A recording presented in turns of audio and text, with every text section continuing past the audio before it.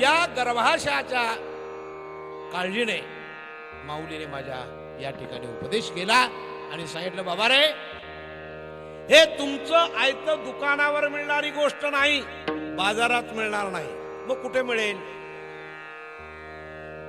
ती मिळणारी वस्तू फक्त संत संघामध्ये मिळेल, हरिकीर्तनामध्ये आणि नामचिंतनामध्ये मिळेल. याकरता या साधनाचा तुम्ही वापर केलात तरच तुम्हाला फायदा आहे, अन्यथा उपदेश करून काही फायदा नाही. साधना सहित उपदेश करणे हे महान संतांचं काम आहे. ते म्हटले, बाबा हे सगळं ठीक आहे, साधन आम्हाला सांगितलं आणि उपदेशही केला.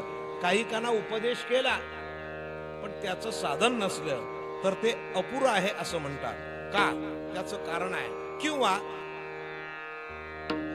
दोन दृष्टीने पाहता उपदेश केला पण त्या उपदेशाच्या ठिकाणी आपली स्थिती जर स्थिर नसली, साधन नसलं, तर पहिलं पार होता येत नाही.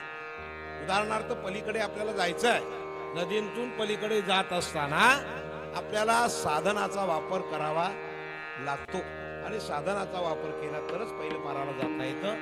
तसंच या दुर्घर अशा संसारामध्ये आपल्याला साधन जर नसेल तर पलीकडे पार होता येणार नाही. आणि म्हणून म्हटलं, हे करण्यासाठी तुम्हाला साधन पाहिजे आणि त्या साधनासाठी तुम्ही त्यानेच आपली सुटका होईल असं साधन करून तुम्ही आपुली आपण करा सोडवन संसार बंधन